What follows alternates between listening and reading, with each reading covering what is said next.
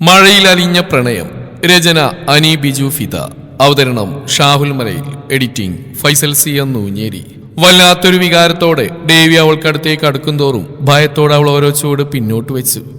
അങ്ങനെയൊന്നും പതിവില്ലാത്താണ് ദേവിക്ക്. താല്പര്യമില്ലാത്തവൾമാരെ തനിക്ക് മുന്നിലേക്ക് കൊണ്ടുവരുതെന്ന് പലവട്ടം ദാസനോട് പറഞ്ഞിട്ടുള്ളതാണ്. എന്നിട്ടിതാ രൂപ എണ്ണി വാങ്ങിയവൾ നിന്നും മോങ്ങുന്നു. ദേവിക്ക് ശരിക്കും ദേഷ്യം വരുന്നുണ്ടായിരുന്നു. കെട്ടുപൊട്ടുന്ന വികാരങ്ങൾക്കുമപ്പുറം എണ്ണിക്കൊടുത്ത പണമായിരുന്നു ദേവിയെ അലട്ടിയത്. അതുകൊണ്ട് തന്നെ അവളുടെ കണ്ണീരിനെ വകവെക്കാതെ അവൻ അവൾക്കരികിലേക്ക് നടന്നെടുക്കുമ്പോൾ ഭയത്തോടെ അവൾ പിന്നോട്ട് നടന്നു. അവസാനം ആ ഭിത്തിയിൽ തട്ടി നിന്നു. ഓടാൻ ഇനി അവൾക്ക് മുമ്പിൽ വഴികളില്ല. തികച്ചും നിസ്സഹായമായ അവസ്ഥ. എന്നിട്ടും അവസാന പ്രതീക്ഷ പോലെ അവൾ നിറഞ്ഞു തൂവുന്ന കണ്ണുകളോടെ അവനു മുമ്പിൽ കൈകൾ കൂപ്പി എന്തൊക്കെ അവനോട് പറയാൻ ശ്രമിക്കുമ്പോഴാണ് അവൻ അറിഞ്ഞത് അവളൊരു ഊമയാണെന്ന്. ആ നിമിഷം അവനും ഒന്ന് പകച്ചിരുന്നു. നാവനിക്ക് തന്നോടൊന്നും പറയാൻ കഴിയാതെ തന്റെ മുന്നിലേക്ക് ഊർന്നിരുന്നു പോയവളെ പിന്നെയൊന്നും തൊടാൻ അവൻ ശ്രമിച്ചില്ല. അവളോടോ ആരോടോ ഉള്ള ദേഷ്യം തീർക്കും പോലെ മുന്നിൽ കണ്ട ചില്ലുപാത്രം എറിഞ്ഞുടച്ചുകൊണ്ട് അവൻ പുറത്തേക്ക് നടന്നകലുമ്പോൾ ഭയത്തോടെ തന്നെ നോക്കിയിരുന്നു പോയിരുന്നു അവളും. ദാസ, നിനക്ക് എവിടുന്നിട്ടിയാണ് അവളെ? മിണ്ടാനും പറ്റില്ല. അതും പറഞ്ഞ അവിടെ ഒരു പൂങ്കണ്ണീരും. ആരതിന്റെ ഏജന്റ്? ആരും വിളിക്ക്. എന്നിട്ട് തന്ന കാശ് തിരിച്ചെന്ന് കൊണ്ടുപോകാൻ പറ അവളെ. ഡ്രൈവർ ദാസന് നേരെ ദേവി അലറുമ്പോഴാണ് അവനും പെണ്ണും ഊമയായിരുന്നു എന്ന് അറിയുന്നത്. അത് സർ, ഞാനോ അത് അറിഞ്ഞില്ല. വിറയലോടെ അയാൾ പറഞ്ഞു. അതാണോ ഞാനും ചോദിച്ചത്. അതൊന്നും അറിയാതെയാണോ ഈ പണിക്ക് നീ ഇവളുമാരെ കൊണ്ടുവരുന്നത്? ഏതായാലും പണം തിരിച്ചെന്ന് രാവിലെ തന്നെ ഇവിടെ നിന്ന് കൊണ്ടുപോയിക്കണം. ദേവിയുടെ ശബ്ദം മുറുകുമ്പോൾ ഭയത്തോടെ ദാസൻ പിന്നോട്ട് മാറി. പല്ലി ഞെരിച്ച് ഒന്നുകൂടി അയാളെ നോക്കിയ ശേഷം അവൻ കൂടുതലൊന്നും പറയാതെ മുന്നോട്ട് നടക്കുമ്പോൾ ജീവൻ തിരിച്ചു കിട്ടിയ ആശ്വാസമായിരുന്നു ദാസന്റെ കണ്ണിൽ. ഡേവിഡ് ജോൺ പാലക്കുന്നേൽ ജോൺ വർഗീസിന്റെയും മേരി ജോണിന്റെ ഏക മകൻ. പ്രണയവിവാഹമായിരുന്നു അവരുടേത്. പക്ഷെ ആ പ്രണയവിവാഹത്തിന് ശേഷം മുന്നോട്ടുണ്ടാകാൻ കഴിയാതെ ദേവിക്ക് 8 വയസ്സുള്ളപ്പോൾ അവർ പിരിഞ്ഞു. അതോടെ അവന്റെ ജീവിതം ആഴ്ചയിൽ 2 ദിവസം അച്ഛനോടൊപ്പം ബാക്കി ദിവസം അമ്മയ്ക്കൊപ്പം പങ്കുവെക്കപ്പെടുകയായിരുന്നു. പിന്നീട് അമ്മയ്ക്കൊപ്പം മാത്രമായി ജീവിതമെങ്കിലും അമ്മയുടെ ബിസിനസ് തിരക്കുകൾ അവനെ ബോർഡിങ്ങിലാക്കി. ചെറുപ്പത്തിലെ ഓർമ്മകളിൽ അവശേഷിക്കുന്നത് പപ്പയും മമ്മിയും തമ്മിലുള്ള വഴക്കുകളും ഒറ്റപ്പെടലുകളും കൊണ്ടാവണം സ്നേഹം എന്താണെന്ന് അവൻ തിരിച്ചറിയാൻ ഇന്നും കഴിയാതെ പോയതും. അടുത്ത ദിവസം രാവിലെ തന്നെ അവൾ ദാസിനെ എങ്ങോട്ടേക്ക് കൊണ്ടുപോകുന്ന ബാൽക്കണിയിൽ ഇരുന്ന് അവൻ കണ്ടിരുന്നു. കയ്യിലൊരു കുഞ്ഞു ബാഗും കെട്ടിപ്പിടിച്ച് അവന് പിന്നാലെ കാറിലേക്ക് കയറുന്നവളെ വെറുതെ അവനും ഒന്ന് നോക്കിയിരുന്നു. ധാവണിയെടുത്ത് നല്ല മെലിഞ്ഞൊരു പെണ്ണ്, കണ്ണുകളിൽ വിഷാദം. പക്ഷെ ആ വിഷാദത്തിന് വല്ലാത്തൊരു ഭംഗിയുണ്ടായിരുന്നു. ഇന്നലെ കണ്ടപ്പോൾ അവളെ കടിച്ചു തിന്നാനായിരുന്നു തോന്നിയത്. പക്ഷെ ആ മിണ്ടാൻ പാടില്ലാത്തതിന് എന്ത് ചെയ്യാനാ താൻ? ദേവിക്ക് വീണ്ടും ദേഷ്യം വന്നു. കയ്യിൽ നിന്ന് മദ്യം വായിലേക്ക് അമഴ്ത്തി അവനതിനെ ശമിപ്പിക്കുമ്പോൾ പുറത്താ കാർ മുന്നോട്ട് പോയി കഴിഞ്ഞിരുന്നു. അവർ പോയി കുറെ കഴിഞ്ഞാണ് അന്ന് അവൻ ഓഫീസിലേക്ക് ഇറങ്ങിയത്. ഓഫീസിലുണ്ട് കിളിപോയ കുറെ എണ്ണം. അതിലേതെങ്കിലും ഒന്നിനെ നിന്ന് സെറ്റാക്കണമെന്നുണ്ടായിരുന്നു അവന്. പക്ഷെ എന്തോ ഇന്നലെ കണ്ടവരുടെ മുഖം മനസ്സിൽ നിന്ന് അങ്ങോട്ട് മായുന്നില്ല. എന്തോ അന്ന് ദേവി വല്ലാതെ അസ്വസ്ഥനായിരുന്നു. ഓഫീസിൽ നിന്നിറങ്ങി നേരെ ക്ലബിലേക്ക് പോയി. അവിടെ കുറെ സമയം ഇരുന്നു. കുറെ വൈകിയായിരുന്നു വീട്ടിലേക്ക് വന്ന്. വീട്ടിലെത്തുമ്പോൾ ദാസൻ പുറത്ത് വരാന്തയിലുണ്ട്. അവന് മുഖം കണ്ടപ്പോഴേ എന്തോ പ്രശ്നമുണ്ടെന്ന് മനസ്സിലായി. അത് ചോദിച്ചുകൊണ്ടായിരുന്നു അകത്തേക്ക് നടന്നു. എന്റെ സാറേ, ആ പെണ്ണിനെ കൊണ്ടുവന്നവൻ ഇന്നലെ തന്നെ എങ്ങോട്ടോ മുങ്ങി. വീടും നാട് അവളോട് ചോദിക്കുമ്പോൾ അവളെന്തൊക്കെയാ ആംഗ്യങ്ങൾ കാണിക്കുക. എനിക്കതൊന്നും മനസ്സിലായതുമില്ല. അവസാനം ഞാൻ അതിനെ തിരിച്ചിങ്ങോട്ട് തന്നെ കൊണ്ടുവന്നു. ഭയത്തോടെ ദാസൻ അത് പറയുമ്പോൾ ദേവിയുടെ മുഖം ചുളിഞ്ഞു. ഇങ്ങോട്ട് കൊണ്ടുവന്നു എന്തിന്? അവള് പറയുന്നോന്ന് എനിക്ക് മനസ്സിലായില്ലെങ്കിൽ അവൾ അവിടെ ഏതെങ്കിലും വഴിയിൽ കളഞ്ഞിട്ട് നിനക്ക് പോരാൻ വയ്യായിരുന്നോ? അവന്റെ ചോദ്യത്തിനും ദാസനും മറുപടിയിലായിരുന്നു. ഒരു പെൺകൊച്ചല്ലേ സാറേ, അതിനെ ഞാൻ എവിടെയെങ്കിലും ഉപേക്ഷിച്ചു പോന്നിട്ട് നാളെ ഏതെങ്കിലും പത്രത്തിൽ അതിന്റെ ഫോട്ടോ വന്നാൽ സഹിക്കാൻ പറ്റില്ല. എനിക്ക് 2 പെൺമക്കളാണേ. അയാളുടെ വാക്കുകൾക്ക് ദേവി അയാളെ നോക്കിയ ശേഷം അകത്തേക്ക് നടന്നു. എവിടെ അവള്? അടുക്കള പുറത്തുണ്ട്. ഞാൻ അവിടെ ഇരിക്കാനാ പറഞ്ഞ്. അയാൾ പറയുമ്പോൾ ചീറിക്കൊണ്ടായിരുന്നു അവൻ അങ്ങോട്ടേക്ക് പോയത്. അവൻ ചെല്ലുമ്പോൾ അടുക്കളക്ക് പുറത്ത് തിണ്ണയിൽ കൂനി കൂടി ഇരിക്കുകയായിരുന്നു അവൾ. കയ്യിൽ ആ ബാഗുമുണ്ട്. പെട്ടെന്ന് ആരോ തനിക്കടുത്തേക്ക് വന്നറിഞ്ഞതും ഭയത്തോടെ അവൾ മുഖം തിരിച്ചു. അയാളാണ്. ഭയത്തോടെ അവൾ അവിടുന്ന് എഴുന്നേറ്റു. ആ കണ്ണുകൾക്ക് ഇന്നലെ തന്നെ കണ്ടപ്പോഴുണ്ടായിരുന്ന അതേ ഭയം തന്നെ ഇന്നും അവൻ കണ്ടു. അവൻ അവൾക്കടുത്തേക്ക് നടന്നു. വല്ലാത്തൊരു പിങ്ക് നിറമുള്ള പെണ്ണ്, ചെമ്പനീർ മുടി, കാപ്പി കണ്ണുകൾ. അവൻ ആ മുഖത്തേക്ക് തന്നെ നോക്കി നിൽക്കുമ്പോൾ അവൾ കൈകൾ കൂപ്പിക്കൊണ്ട് തന്നെയൊന്നും ചെയ്യല്ലേ എന്ന് അവളുടേതായ ഭാഷയിൽ പറയുമ്പോൾ അവൻ അവൾ നോക്കി ചിരിച്ചു. ആ, അത് കൊള്ളാം. ഒന്നും ചെയ്യാൻ നിന്നെ ഞാൻ വിട്ടപ്പോൾ നീ വീണ്ടും വന്നു. എന്നിട്ട് വീണ്ടും ഒന്നും ചെയ്യല്ലേ എന്ന്. പറ്റില്ല. ഇനി നിന്നെ അങ്ങനെ വെറുതെ വിടാൻ ഞാൻ ഉദ്ദേശിച്ചിട്ടില്ല. അവന്റെ വാക്കുകളിൽ അവൾ നന്നായി ഭയന്നു. ആ കണ്ണുകൾ നിസ്സഹായമായി നിറഞ്ഞു. കരയുമ്പോൾ അവിടെ മൂക്കിന് തുമ്പിച്ചു വെക്കുന്നത് അവനങ്ങനെ നോക്കി നിന്നു. അവൾ അവന്റെ മുഖത്തേക്ക് നോക്കി ഭയത്തോടെ പിന്നോട്ട് പോകാൻ ശ്രമിക്കുമ്പോൾ പിന്നിൽ ഭിത്തി. ഡേ കോച്ച, ഇനി അങ്ങോട്ട് വഴിയില്ല, ഭിത്തിയാ. നീ അത് ഇടിച്ചു പൊളിച്ച് കളഞ്ഞാലേ അതുണ്ടാക്കി തരാൻ നിന്നെ ഞാൻ വിടില്ല.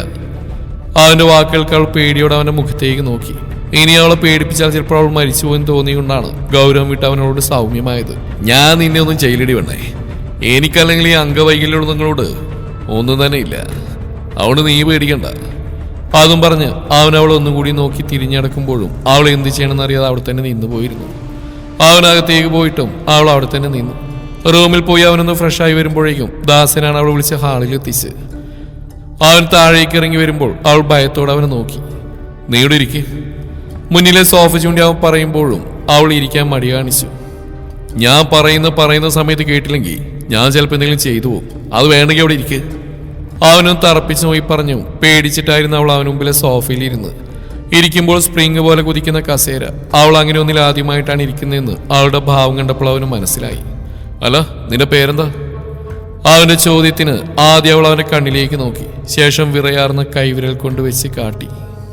മഴ. അവൻ ആ പേര് ഒന്നുകൂടി പറഞ്ഞു നോക്കി. കൊള്ളാലോ നിന്റെ പേര്. വീടോ? അവൻ വീണ്ടും ചോദിച്ചു. തെങ്കാശി. അവളുടെ കൈകൾ ചലിച്ചു. നിനക്ക് ആരൊക്കെയുണ്ട് നാട്ടില്?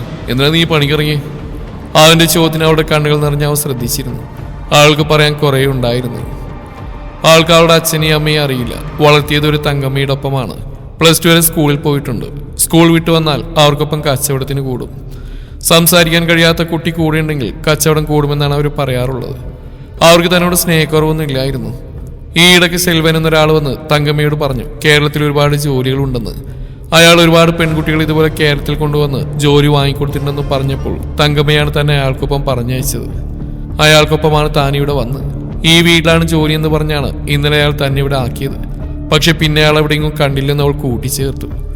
നിഷ്കളങ്കമായി അവൾ അവളുടെ ഭാഷയിൽ സംസാരിക്കുമ്പോൾ ഏറെക്കുറെ എല്ലാവരും മനസ്സിലായിരുന്നു.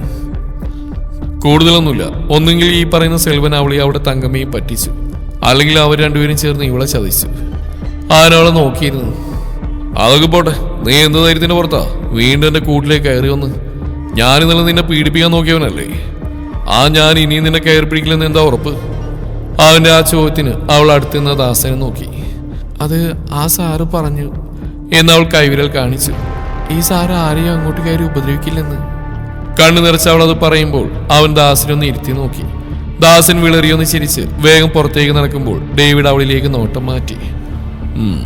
ഏതായാലും നീ വന്നല്ലേ, അടുത്ത ദിവസം ഞാൻ നിന്റെ നാട്ടിൽ കൊണ്ടുവിടാം. അവൻ അതും പറഞ്ഞ് അവിടുന്ന് എഴുന്നേൽക്കുമ്പോൾ അവളുടെ മുഖത്ത് വല്ലാത്തൊരു സന്തോഷം നിറഞ്ഞിരുന്നു. അവൻ പറഞ്ഞ പോലെ തന്നെ അവളെയും കൂട്ടി അടുത്ത ദിവസം തന്നെ അവൻ അവളുടെ നാട്ടിലേക്ക് പോവുകയായിരുന്നു. അന്നും ദാവണി തന്നെയായിരുന്നു അവൾ ഉടുത്തിരുന്നത്. മുഷിഞ്ഞ് നിറമങ്ങിയ ദാവണി ഉടുത്ത് മുടി കുളിപ്പിന്നൽ കെട്ടി അഴിച്ച് തനിക്ക് മുന്നിലേക്ക് വന്നവളെ അന്ന് അവൻ നോക്കി നിന്ന് പോയിരുന്നു. തെങ്കാശിയിലേക്കുള്ള യാത്രയിൽ അവൻ ദാസനെയും കൂടെ കൂട്ടിയത് അവൾക്കൊരു ധൈര്യത്തിനായിട്ടായിരുന്നു. അവൻ ആ യാത്രയിലുടനീളം നിശബ്ദനായിരുന്നു. പക്ഷെ കാറിന്റെ വിൻഡോ ഗ്ലാസ്സിലൂടെ പുറത്തെ കാഴ്ചകൾ നോക്കിയിരിക്കുന്ന അവളെ അവൻ ഇടയ്ക്കിടെ ഇടം കണ്ണാലെ നോക്കുന്നുണ്ടായിരുന്നു. ഇന്നലെ വരെ അവളെ ഉപദ്രവിക്കാൻ തുടങ്ങിയ തന്റെ ഉള്ളിൽ ഇപ്പോൾ തോന്നുന്ന ഈ വികാരം എന്താണെന്ന് അവന് മനസ്സിലായില്ല. സഹതാപമാണോ അതോ ആ നിഷ്കളങ്കതയോടുള്ള ഒരു തരം ബഹുമാനമോ? ദാസ, ഇനി ഇവിടെ അത്ര ദൂരമുണ്ട്? ഏതാണ്ട് 1 മണിക്കൂർ കൂടി സാറേ. ഉൾനാടൻ ഗ്രാമ. ദാസൻ മറുപടി നൽകി. ഗ്രാമത്തിലെത്തിയപ്പോൾ മഴയുടെ മുഖത്ത് വല്ലാത്തൊരു വെളിച്ചം പടർന്നു. പരിചിതമായ വഴികൾ കണ്ടപ്പോൾ അവൾ സീറ്റിൽ നിവർന്നിരുന്നു. ഒടുവിൽ ആ യാത്ര ഒരു ചെറിയ വീണ് മുമ്പിലെത്തി നിൽക്കുമ്പോൾ ഡേവിഡിന്റെ ഉള്ളമായിരുന്നു വിങ്ങിയത്. അതിന്റെ കാരണം അവനും അറിയില്ലായിരുന്നു. ആ വീട് അടഞ്ഞിടക്കുകയായിരുന്നു. ദാസൻ കുറെ തവണ വാതിൽ മുട്ടിയിട്ടും ആരും തുറക്കാതെ വന്നപ്പോൾ അയാൾ അടുത്ത വീട്ടിൽ ചെന്ന് അവിടെയുള്ളവരെ തിരക്കി. അവിടെ വെച്ചാണ് സത്യങ്ങൾ അയാളും അറിയുന്നത്. സാറേ, തങ്കമ്മയും സെൽവനും കൂടി പ്ലാൻ ചെയ്ത് ആ കൊച്ചിനെ ചതിച്ചതാ. അവരവളെ ആ ഏജന്റിന് വിറ്റതാ. എന്നിട്ട് അന്ന് തന്നെ കിട്ടിയ പണമായിട്ട് നാടും വിട്ടു. ഇനി അവരിങ്ങോട്ടില്ലെന്നൊക്കെയാണ് അവിടെയുള്ളവർ പറയുന്നത്. ദാസൻ അറിഞ്ഞു വന്ന് പറയുമ്പോൾ ഡേവിഡ് കേട്ട് സ്തംഭിച്ചെന്ന് പോയിരുന്നു. സ്വന്തം എന്ന് കരുതിയവർ തന്നെ കാശ് വാങ്ങി വിറ്റുവെന്ന സത്യം അവൾ അറിയുമ്പോൾ അതെങ്ങനെ താങ്ങുമെന്നായിരുന്നു അവൻ ചിന്തിച്ച്. അവൻ കാറിലിരിക്കുന്ന അവളെയും നോക്കി.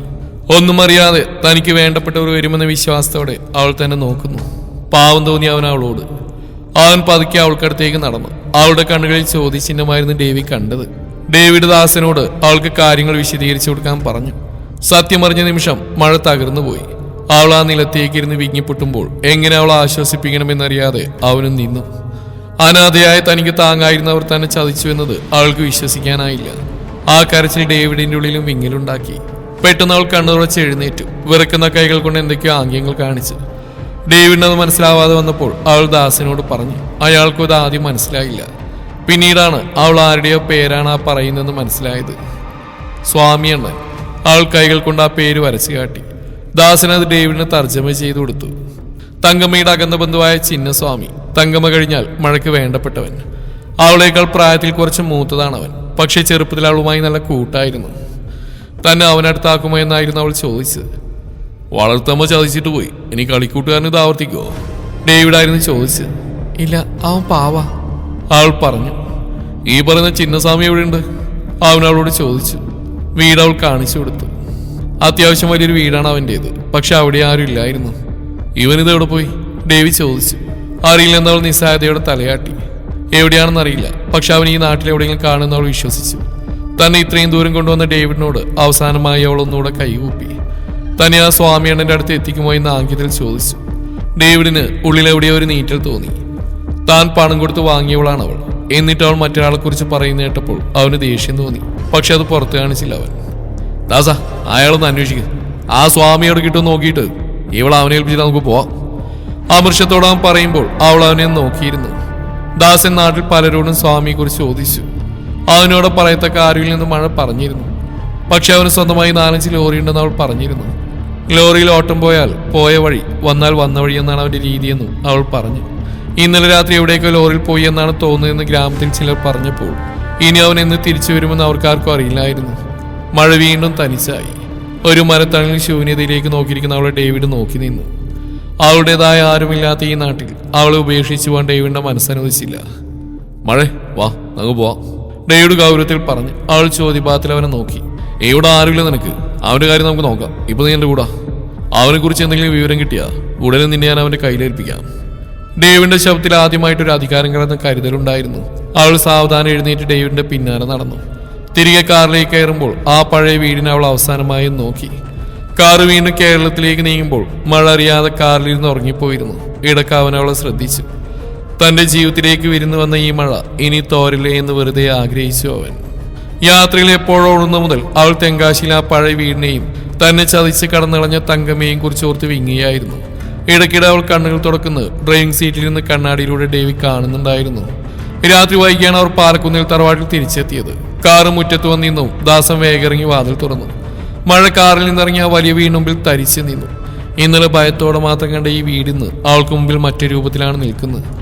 പോവാൻ മറ്റൊരിടമില്ലാത്തവൾക്ക് മുമ്പിൽ തുറന്നു കിടക്കുന്ന ഏക വാതിൽ. അകത്തേക്ക് കയറി നിൽക്കും മഴ, അവിടെ തണുപ്പുണ്ട്. ഡേവിഡിന്റെ ശബ്ദം കേട്ട് അവൾ ഞെട്ടി അവനെ നോക്കി. ആ പഴയ ദേഷ്യമോ ഗൗരവമോ അവന്റെ മുഖത്തില്ല. പകരം എന്തോ എന്ന് പറയാൻ ആഗ്രഹിക്കുന്ന ഭാവം. അവൾ പതുക്കെ അകത്തേക്ക് നടന്നു. ആദ്യം ഇരിക്കാൻ മടിച്ചുവെങ്കിൽ അവൻ പറഞ്ഞപ്പോൾ ഹാളിലെ വലിയ സോഫയിൽ അവൾ ഒതുങ്ങിയിരുന്നു. ദാസൻ അവൾക്ക് കുടിക്കാൻ വെള്ളം കൊണ്ടുവന്ന് കൊടുത്തു. ദാസ, ഇവളിനി കുറച്ചാൾ ഇവിടെ ഉണ്ടാവുമല്ലോ. അവളുടെ മുകളിൽ ആ വലിയ റൂമില്ലേ, ഗസ്റ്റ് റൂം, അത് ഇവൾ കൊടുക്കും. പഴയതുപോലെ അടുക്കളപ്പുറത്ത് പോയിരിക്കണ്ട. ഡേവിഡിന്റെ വാക്കുകൾ കേട്ട് ദാസനും മഴയെ ഒരുപോലെ അത്ഭുതപ്പെട്ടു. പിന്നെ നാളെ രാവിലെ തന്നെ ഇവൾക്ക് ആവശ്യമുള്ള വസ്ത്രങ്ങളും മറ്റും വാങ്ങണം. ആ മുഷിഞ്ഞ ദാവണി മാറ്റി നല്ല എന്തെങ്കിലും വാങ്ങിക്കൊടുക്കുക. അവന്റെ വാക്കുകൾ കേട്ട് മഴ വേണ്ടെന്ന് പറയുമ്പോൾ അവൻ അവളെ നോക്കി പേടിപ്പിച്ചു. അതുകൊണ്ടായിരിക്കണം പിന്നെ അവനൊന്നും പ്രതികരിക്കാതിരുന്നു. അവളുടെ കണ്ണുകൾ വീണ്ടും നിറഞ്ഞു. എന്തോ പാവം തോന്നിപ്പോവുകയായിരുന്നു അവൻ ഓരോ നിമിഷം അവളോട്. മതി, ഇനി പഴയതൊന്നും ഓർക്കണ്ട. നിന്റെ ആ സ്വാമീണനെ കണ്ടെത്തുന്നവരെ നീയുടെ സുരക്ഷിതയായിരിക്കും. അതുകൊണ്ട് പേടിക്കാതെ പോയി കിടന്നുറയുക. ഡേവിഡ് പടികൾ കയറി മുകളിലേക്ക് പോകുമ്പോൾ മഴ അവിടെ തന്നെ അവനെ നോക്കി നിന്നു. തന്റെ ജീവിതം തകർന്നു എന്ന് കരുതിയെടുത്തു നിന്നും ഒരാൾ കൈപ്പിടിച്ചുയർത്തുന്നത് അവൾ ആദ്യമായി കാണുകയായിരുന്നു. പക്ഷേ ഡേവിഡിന്റെ ഉള്ളിൽ മറ്റൊരു പോരാട്ടമായിരുന്നു. താൻ എന്തിനാണ് അവളോട് ഇത്ര മൃദുവായി പെരുമാറുന്നത്? പണം കൊടുത്തു വാങ്ങിയവരോട് തോന്നേണ്ട വികാരമല്ലല്ലോ ഇത്. റൂമിലെത്തി അവനൊരു സിഗരറ്റ് എത്തിച്ച് ബാൽക്കണിയിലേക്ക് ഇറങ്ങി. മേലെ കുന്നത്ത് കാറ്റിലാടുന്ന മരങ്ങൾ നോക്കി നിൽക്കുമ്പോൾ അവന്റെ മനസ്സിൽ മഴയുടെ ആ കാപ്പി കണ്ണുകൾ മാത്രമായിരുന്നു. അടുത്ത ദിവസം രാവിലെ തന്നെ ഡേവി ഉണർന്നു. താഴെ ഹാളിലെത്തുമ്പോൾ മഴ അവിടെ തന്നെ ഉണ്ടായിരുന്നു. ദാസൻ എവിടെ നിന്നോ വാങ്ങിക്കൊടുത്തൊരു ചുരിദാറാണ് അവൾ ധരിച്ചിരുന്നത്. അത് അവൾക്കല്പം വലുതായിരുന്നു. എങ്കിലും ആ കാപ്പി കണ്ണുകളിലെ തിളക്കം മാഞ്ഞിരുന്നില്ല. ദാസ, കാർ റെഡിയാക്ക്, നമ്മളൊന്ന് പുറത്തു പോകുന്നു. ഡേവിഡിന്റെ ശബ്ദം കേട്ടതും മഴ ഭയത്തോടെ അവനെ നോക്കി. തങ്കമ്മയെ പോലെ ഇവനും തന്നെ എവിടെയെങ്കിലും കൊണ്ടുപോയി കളയുമോ എന്ന പേടി അവളുടെ മുഖത്ത് നെളിച്ചു. അവളുടെ ഉള്ളിരിപ്പ് മനസ്സിലായതുപോലെ ഡേവിഡും ചിരിച്ചു. പേടിക്കണ്ട, നിന്നെ കളയാനല്ല. നിനക്ക് ഇടാൻ നല്ല വസ്ത്രങ്ങളൊന്നുമില്ലല്ലോ, അത് വാങ്ങാനാ. നഗരത്തിലെ ഏറ്റവും വലിയ മാളിലേക്കാണ് ദേവി അവളെ കൊണ്ടുപോയത്. കാറിൽ നിന്നിറങ്ങുമ്പോൾ മഴ അന്തം വിട്ടു നിന്നു. ഇത്രയും വലിയൊരു കെട്ടിടം അവൾ ആദ്യമായി കാണുകയായിരുന്നു. എസ്കലേറ്ററിൽ കയറാൻ അവൾക്ക് പേടിയായിരുന്നു. ഡേവിഡിന്റെ ഷർട്ടിന്റെ തുമ്പിൽ മുറുകെ പിടിച്ചുകൊണ്ടാണ് അവൾ ഓരോ നിലയും പിന്നിട്ടത്. നിനക്ക് ഇഷ്ടമുള്ള എടുത്തോ? ഒരു വലിയ വസ്ത്രശാലയിലെത്തിയപ്പോൾ ഡേവി പറഞ്ഞു. പക്ഷേ മഴ ഒന്നും തൊടാൻ പോലും ധൈര്യപ്പെട്ടില്ല. വില കൂടിയ പട്ടുസാരികളും ആധുനിക വസ്ത്രങ്ങളും കണ്ട് അവൾ വിസ്മയിച്ച് നിന്നു. ഒടുവിൽ ഡേവി തന്നെ ഇടപെട്ടു. ഇതാ ഈ ധാവണികളുള്ള നിനക്കിതാ ചേരുന്നത്. നല്ല കടുനിറങ്ങളുള്ള ബോർഡറുകളിൽ സ്വർണ്ണ നൂലുകൾ പാകിയ കുറച്ച് ധാവണികൾ അവൻ തിരഞ്ഞെടുത്തു. കൂടെ കുറച്ച് ചുരിദാറുകളും. ഷോപ്പിംഗ് കഴിഞ്ഞിറങ്ങുമ്പോൾ അവളുടെ കയ്യിൽ ഒരുപാട് കവറുകൾ ഉണ്ടായിരുന്നു. പെട്ടെന്ന് ഒരു ആഭരണശാലയുടെ മുന്നിലെത്തിയപ്പോൾ മഴ നിന്നു. അവിടെ ഒരു ചെറിയ സ്വർണ്ണമാലയും അതിൽ തൂങ്ങുന്ന ഒരു കുഞ്ഞു ലോക്കറ്റും അവൾ നോക്കി നിന്നു. അത് കണ്ടപ്പോൾ അവൾക്ക് തന്റെ സ്വാമിയണ്ണനെ ഓർമ്മ വന്നു. പണ്ടവൻ അവൾക്കൊരു കറുത്ത ചരട് വാങ്ങിക്കൊടുക്കുമ്പോൾ പറഞ്ഞിരുന്നു, ഒരു ദിവസം ഞാൻ നിനക്ക് സ്വർണ്ണമാല വാങ്ങി നിന്റെ കഴുത്തിൽ കെട്ടിത്തരും എന്ന്. അവളുടെ നോട്ടം കണ്ട് ഡേവി ചോദിച്ചു, അത് വേണോ? അവൾ പെട്ടെന്ന് തലവെട്ടിച്ചു. വേണ്ട എന്ന് ആംഗ്യം കാണിച്ചു. പക്ഷെ ഡേവി വിട്ടില്ല. അവൻ ആ ഷോപ്പിനുള്ളിലേക്ക് കയറി. ഇത് പാക്ക് ചെയ്തോളൂ. അവൻ ആ മാല വാങ്ങി അവളുടെ കയ്യിലേക്ക് കൊടുത്തു. മഴയ്ക്ക് വിശ്വസിക്കാനായില്ല. താൻ സ്വപ്നത്തിൽ പോലും വിചാരിക്കാത്ത കാര്യങ്ങളാണ് ഈ മനുഷ്യൻ തനിക്ക് വേണ്ടി ചെയ്യുന്നത്. അവൾക്ക് ആ മാല ധരിക്കാൻ തോന്നിയില്ല. പക്ഷെ വാങ്ങാതിരിക്കാനും പേടിയായിരുന്നു. അവളുടെ കണ്ണുകൾ വീണ്ടും നിറഞ്ഞു. തിരികെ കാറിലേക്ക് നടക്കുമ്പോൾ മഴ ആംഗ്യത്തിലൂടെ ചോദിച്ചു, എന്തിനാ എനിക്കിതൊക്കെ വാങ്ങിത്തരുന്നത്? ഡേവി ഒരു നിമിഷം നിന്നു. പിന്നെ അവളുടെ കണ്ണുകളിലേക്ക് നോക്കി പതുക്കെ പറഞ്ഞു, അറിയില്ല മഴ, ചിലപ്പോൾ ഇന്നലെ വരെ നിന്നോട് കാണിച്ച ദേഷ്യത്തിന് പകരമായിരിക്കും. അല്ലെങ്കിൽ എൻ്റെ ജീവിതത്തിൽ ആദ്യമായിട്ട് ഒരാൾക്ക് വേണ്ടി എന്തെങ്കിലും ചെയ്യാൻ തോന്നിയോണ്ടായിരിക്കും. അവൻ കാർ സ്റ്റാർട്ട് ചെയ്യുമ്പോൾ മഴ പുറത്തെ കാഴ്ചകളിലേക്ക് നോക്കി. അവളുടെ മനസ്സിൽ ഇപ്പോൾ പേടിയൊന്നുമില്ലായിരുന്നു. പകരം ഡേവിഡിനോട് വല്ലാത്തൊരു ബഹുമാനവും കരുതലുമാണ് തോന്നിയത്. വീട്ടിലെത്തിയ മഴ മുറിയിലേക്ക് പോകും മുന്നേ എന്ത് വേണമെന്നറിയാതെ അവനെ നോക്കി നിന്നു. എന്തേ പോകുന്നില്ല മുറിയിലേക്ക്? അവൾ ചോദിക്കുമ്പോൾ നന്ദിയോടെ അവൾ നിന്നു. കയ്യിലെ വസ്ത്രങ്ങൾ കട്ടിൽ കൊണ്ടുവച്ച് അതിലേക്ക് നോക്കി. അതൊന്നും ധരിക്കാൻ അവൾക്ക് തോന്നിയില്ല. ഒന്നും തനിക്ക് അർഹതപ്പെട്ടതല്ലെന്നൊരു തോന്നൽ. പക്ഷെ അത് ഇട്ടില്ലെങ്കിൽ അവൻ എന്തെങ്കിലും തോന്നില്ലേ? അവൾ അതിൽ നിന്ന് ഏറ്റവും മോശമെന്ന് തോന്നിയ ചുരിദാർ എടുത്തിട്ട് താഴേക്ക് വന്നു. അടുക്കളയിൽ ദാസൻ എന്തൊക്കെയോ ഉണ്ടാക്കുന്നുണ്ട്. ഡേവിഡിന്റെ എല്ലാ കാര്യങ്ങളും നോക്കുന്ന ദാസനാണ്. അവന്റെ എല്ലാം, അവന് സ്നേഹിക്കാനും വഴക്ക് പറയാനും എല്ലാമായ ഒരു കൂട്ട്.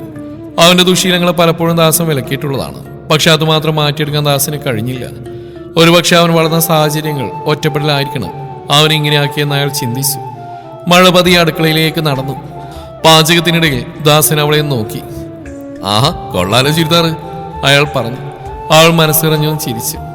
ഞാൻ സഹായിക്കാം, അവൾ ആംഗ്യം കാട്ടി. വേണമെന്ന് പറഞ്ഞിട്ടും അവൾ അയാളെ സഹായിക്കാൻ തുടങ്ങി. അവസാനം അവളായിരുന്നു പാചകമെല്ലാം ചെയ്ത്. തെങ്കാശിയിലെ മണമുള്ള മസാലകളും തേങ്ങയും ചേർത്ത് അവൾ ഉണ്ടാക്കിയ കറിയുടെ മണം വീടാകെ പടർന്നു. ഡേവി മുകളിൽ ഫ്രഷായി വരുമ്പോൾ ഡൈനിങ് ടേബിളിൽ വിഭവങ്ങൾ നിരത്തുന്ന തിരക്കിലായിരുന്നു അവൾ.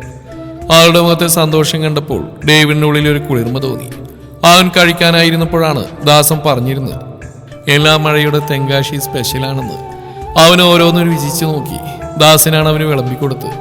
അവനത് കഴിച്ചു തുടങ്ങിയതും പെട്ടെന്നാണ് പുറത്തൊരു കാർ വന്ന് നിൽക്കുന്ന ശബ്ദം കേട്ടത്. പെട്ടെന്ന് കാറിൽ നിന്നിറങ്ങിയ ഒരാൾ ഹാളിലേക്ക് ഓടി വരുന്ന അവൻ കണ്ടു. സ്റ്റെഫി, ഡേവിഡിന്റെ പഴയ കാമുകി. വളരെ മോഡേണായ വസ്ത്രധാരണവും അതിലേറെ ആവേശവും സ്റ്റെഫിയുടെ മുഖത്തുണ്ടായിരുന്നു.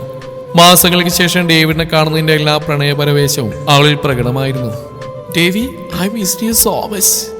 ഡേവിഡിനെ കണ്ടപാടെ സ്റ്റെഫി അവനെ കെട്ടിപ്പിടിച്ചു. ഡേവി ഒന്ന് പരിങ്ങി. അവൻ പതുക്കെ അവളെ അടുത്തി മാറ്റി.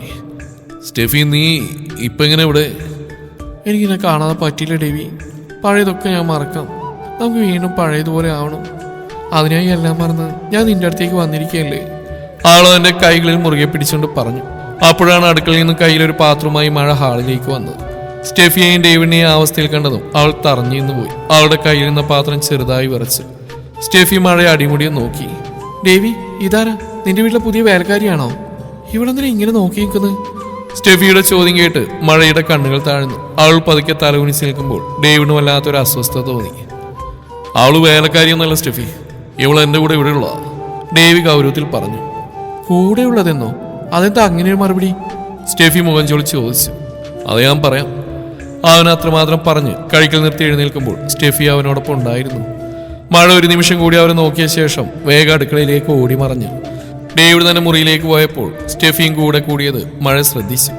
താഴെ അടുക്കളയിൽ തനിച്ചായ മഴയുടെ ഉള്ളിൽ എന്തെന്നില്ലാത്തൊരു ഭാരം അനുഭവപ്പെട്ടു. താൻ ആരാണ് ഈ വീട്ടിൽ? വെറുമൊരു അനാഥ.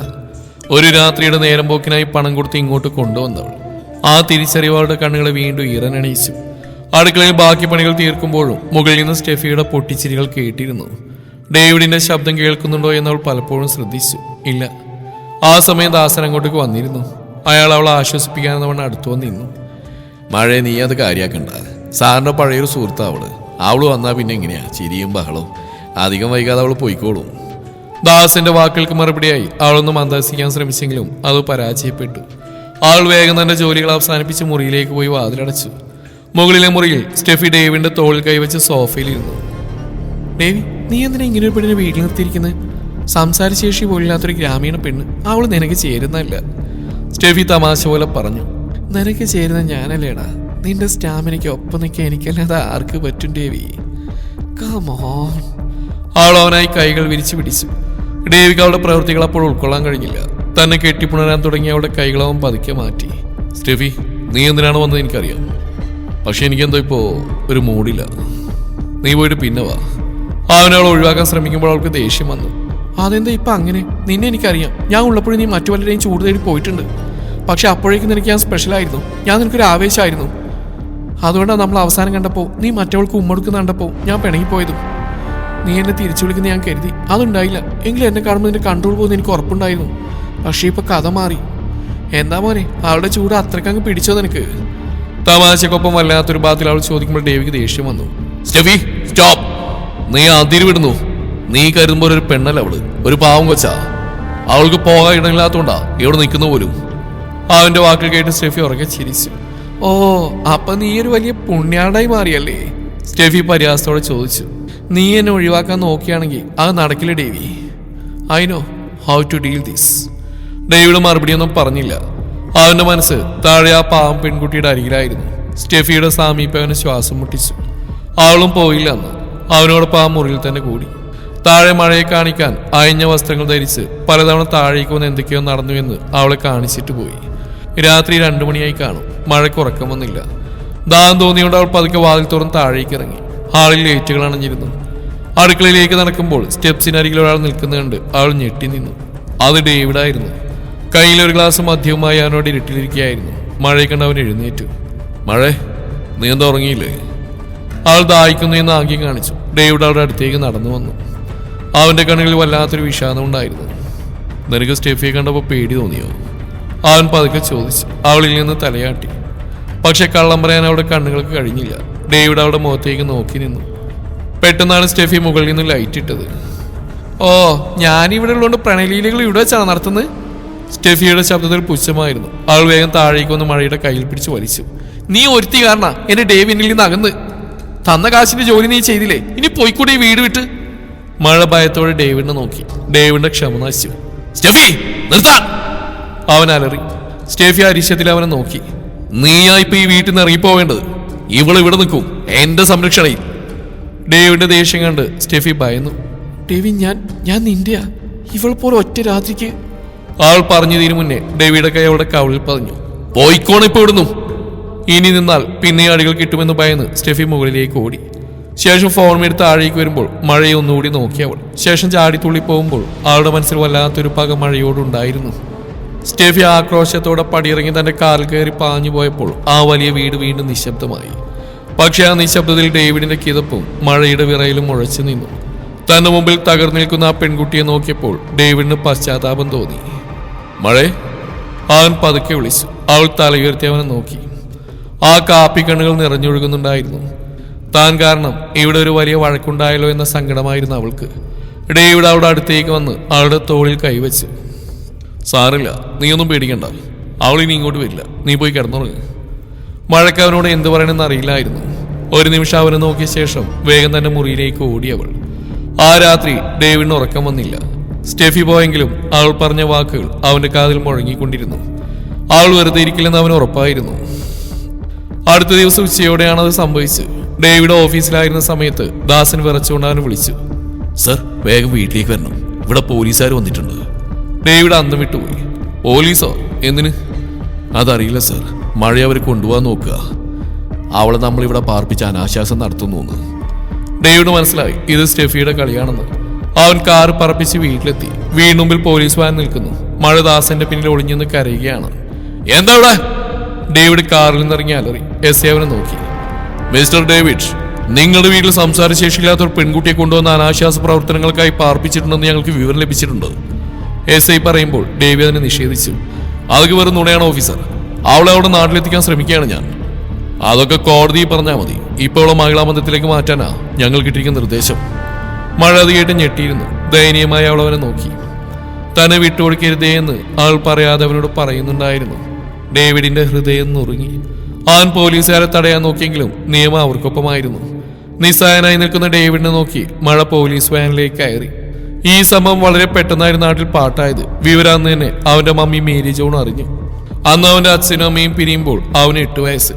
അച്ഛൻ കുറെ നാളുകൾക്ക് ശേഷം വേറെ വിവാഹം കഴിച്ചു പോയി. പക്ഷെ അമ്മാവനായിട്ടാണ് ജീവിച്ച്. അമ്മയാണ് അവനെ ഇന്നത്തെ ഈ നിലയിൽ എത്തിച്ചത്. നല്ല ഗൗരവക്കാരിയാണ് മേരി ജോൺ പാലയിക്കുന്നതിൽ. വിവരറിഞ്ഞവർ തറവാട്ടിലെത്തി. മുറ്റത്തേക്ക് അവരുടെ കാർ ഇടിച്ചു നിർത്തുമ്പോൾ അവരുടെ മുഖം ദേഷ്യം കൊണ്ട് അപമാനം കൊണ്ട് ചുവന്നിരുന്നു. നാട്ടിലെ വലിയൊരു കുടുംബത്തിന്റെ പേര്, തന്റെ ബിസിനസ് സാമ്രാജ്യത്തിന്റെ പേര് പോലീസ് സ്റ്റേഷൻ വരെ എത്തിയതിന്റെ അമർഷാ നടത്തത്തിലുണ്ടായിരുന്നു. ഹാളിൽ തലയിൽ കവിച്ചിരിക്കുന്ന ഡേവിഡിന് മുമ്പിലേക്ക് അവർ ചീറിപ്പാഞ്ഞു വന്നു. ഡേവിഡ്! അവരുടെ ആ വിളിയിൽ ആ വീടൊന്ന് വിറച്ചു. ഡേവിഡ് പതുക്കെ തലയുയർത്തി നോക്കി. എന്താ മമ്മി? എന്താണെന്നോ? പാലക്കുന്നിൽ ജോൺ വർഗീസിന്റെ കൊച്ചുമാനെ പോലീസ് സ്റ്റേഷൻ കയറ്റി ആ പെണ്ണേതാ? നിനക്ക് ഇതിന്റെയൊക്കെ വല്ല ആവശ്യം ഉണ്ടായിരുന്നോ? ഏതോ വഴി കിടന്ന് അവളെ വീട്ടിൽ കൊണ്ട് താമസിപ്പിച്ചെന്ന് മാത്രമല്ല, ഇപ്പൊ അനാശാസ്യത്തിന് കേസും. നാട്ടുകാരുടെ മുഖത്ത് ഞാൻ എങ്ങനെ നോക്കും? മേരി ജോണിന്റെ ശബ്ദം ഉയർന്നപ്പോൾ അടുക്കള ഭാഗത്ത് നിന്നിരുന്ന ദാസൻ പേടിയോടെ പുറത്തേക്ക് വന്നു. മമ്മി അവള് വഴി കിടന്നവളല്ല, അവളെ ആരോ ചതിച്ചിവിടെ എത്തിച്ചാ. അവളൊരു ഊമയാ മമ്മി, പാവാ. ഡേവിഡ് പതുക്കെ പറഞ്ഞു. പാവം, ഈ പാവങ്ങളാ വലിയ അപകടകാരികള്. ആ സ്റ്റെഫിനെ വിളിച്ചിരുന്നു. അവള് പറഞ്ഞൊക്കെ സത്യമാണെങ്കിൽ നീ ആ പെണ്ണിനെ പണം കൊടുത്ത് വാങ്ങിയതല്ലേ? അവസാനം അവള് നിന്റെ കഴുത്തി തൂങ്ങാൻ ശ്രമിച്ചു അല്ലേ? അമ്മയുടെ വാക്കുകൾ കേട്ടപ്പോൾ ഡേവിഡിന് പെട്ടെന്ന് ദേഷ്യം വന്നു. മമ്മി നിർത്തിക്കോ. ഇനി മമ്മി വാങ്ങിത്തോന്ന് പറഞ്ഞാലേ എന്റെ സ്വഭാവം മാറുവേ. സ്റ്റേഫി പറഞ്ഞ മമ്മി വിശ്വസിക്കണ്ട. അവൾക്ക് എന്നെ കിട്ടില്ലെന്ന് കണ്ടപ്പോ കാണിച്ചു കൂട്ടുന്ന ഇതൊക്കെ. ആ പെൺകുട്ടി മഴ, അവളൊരു പാവ. അവളെ ഞാൻ പണം കൊടുത്ത് കൊണ്ടുവന്നാണെന്നുള്ള സത്യ. പക്ഷെ ഞങ്ങൾക്കിടയിൽ ഒന്നുമില്ല മമ്മി. അവളെന്നെ തോളിൽ തൂങ്ങാൻ ശ്രമിച്ചിട്ടില്ല. അതൊന്നും അതിനെ അറിയില്ല. അവന്റെ വാക്കുകൾ നേരത്തെ അവർ ശ്രദ്ധിച്ചു. നിനക്ക് അവളോട് എന്തോ ഒരു സോഫ്റ്റ് കോർണർ ഉണ്ടല്ലേ? പെട്ടെന്നുള്ള മമ്മിയുടെ ചോദ്യം അവൻ മിണ്ടിയില്ല. എനിക്ക് അവൾ അവിടുന്ന് തിരിച്ചുകൊണ്ടുവരണം, അത്രമാത്രം. അതെന്തിനാ? അവളോട് കിടക്കട്ടെ. നീ തൽക്കാലം കേസിൽ നിന്നെങ്കിലും തരവരാൻ നോക്ക്. എന്നിട്ട് ആ സ്റ്റെഫിയായിട്ട് വിവാഹത്തിന്റെ കാര്യം നമുക്ക് ആലോചിക്കാം. മമ്മി അവന്റെ മുഖത്തേക്ക് നോക്കി അങ്ങനെ പറയുമ്പോൾ അവന്റെ മുഖം ചുവന്നു. ഇല്ല മമ്മി.